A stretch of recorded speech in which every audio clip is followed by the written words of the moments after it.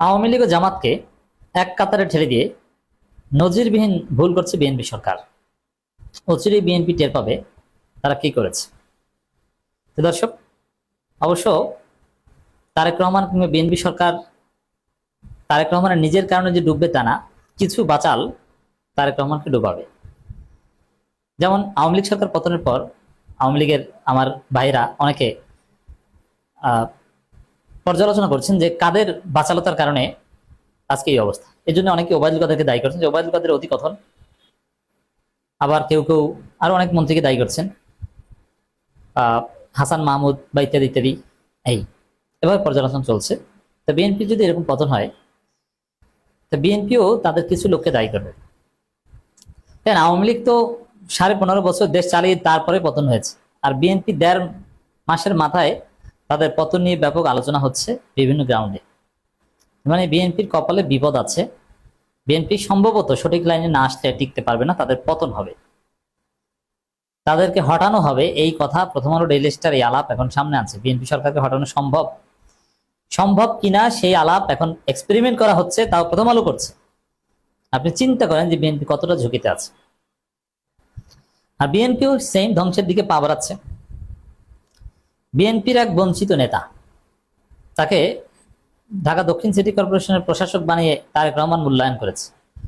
আব্দুল সালাম, বীর মুক্তিযোদ্ধা, আমার ব্যক্তিগত পছন্দের টকশোমেট। তিনি বলছেন যে আওয়ামী লীগ এবং জামাত দুই দলেই বাংলাদেশের স্বাধীনতার বিরোধিতা করেছে, চায়নি। স্বাধীনতা চেয়েছে শুধু বিএনপি। দেখেন, এই ধরনের বাটপাড়ি, ধান্দাবাজিমূলক কথা এবং চেতনাবাজির কথা, এইগুলোই একটা দলের রেজিমের পতনের জন্য যথেষ্ট। যদি টিকে থাকতে হয়, জনগণের পালস বুঝে জনগণের সমস্যা সমাধান রাজনীতি করতে হবে।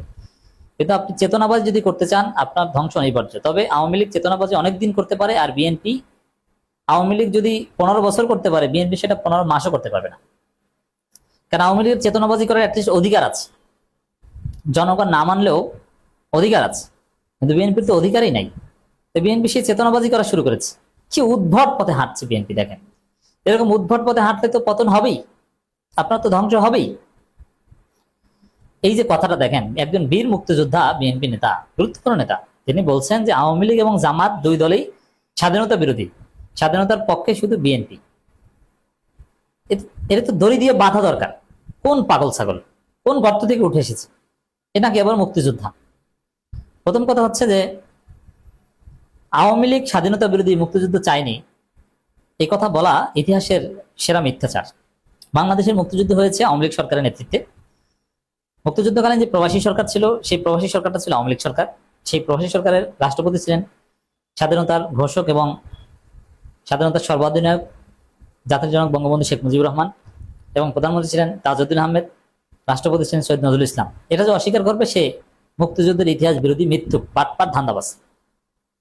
চোখের সামনে তো এগুলো অস্বীকার করা যায় না। এবং জয় বাংলা বলে শেখ মুজিবের নামেই যুদ্ধ হয়েছে। শহীদ প্রেসিডেন্ট জিয়াউর রহমানও যুদ্ধ করেছিলেন এবং তিনিও স্বাধীনতার ঘোষণা দিয়েছেন শেখ মুজিবুর রহমানের নামে, বাট মূল ঘোষক শেখ মুজিবুর রহমান। এই তো, এটা তো কোনো সন্দেহ নেই। এবং যারা যুদ্ধ করেছে, মুক্তিযোদ্ধা যারা ভারতে আশ্রয় নিয়ে ট্রেনিং নিয়েছে, এদের সিংহভাগ আওয়ামী লীগ। এবং আওয়ামী লীগ সাংগঠনিকভাবে, একমাত্র সংগঠন আওয়ামী লীগ সাংগঠনিকভাবে যুদ্ধ করেছে এবং যুদ্ধকে ম্যানেজ করেছে এবং যুদ্ধ সংগঠিত করেছে। এবং এই যুদ্ধের যে প্রেক্ষাপট, স্বাধিকার আন্দোলন, এর শুরু কিন্তু সেই 52 ভাষা আন্দোলন বা তার আগে থেকেই।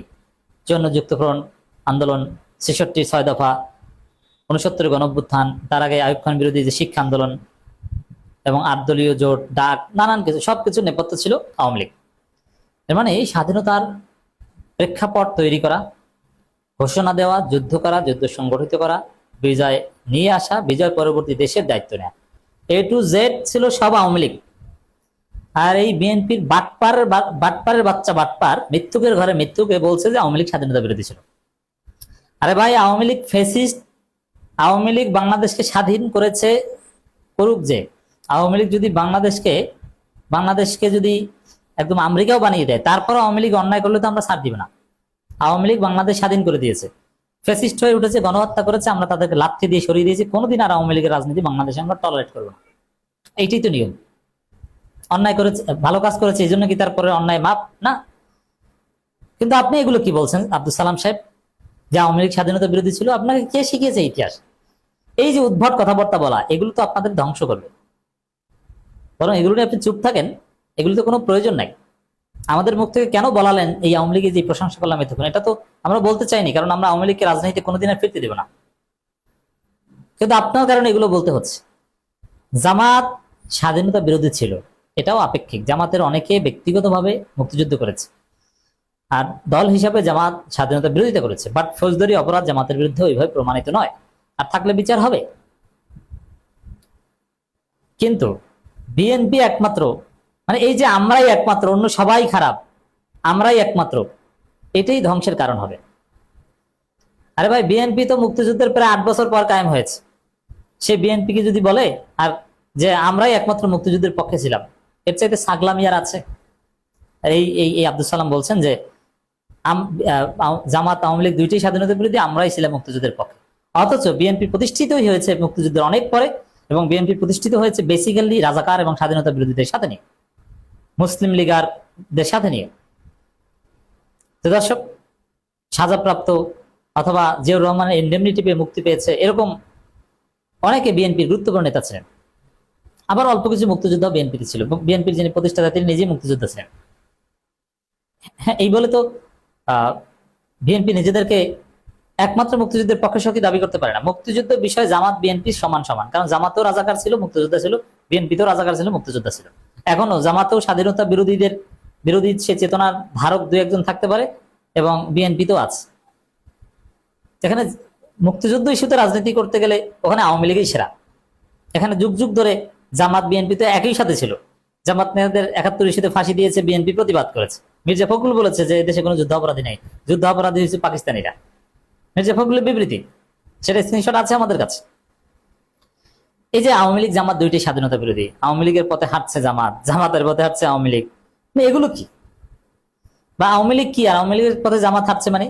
আরে ভাই, আওয়ামী লীগ 17 বছর, এই যে দেখেন, এই যে কথা, আওয়ামী লীগ বিগত 17 বছর যে পথে চলছে, জামাত ইসলামী বর্তমানে সেই পথে চলছে।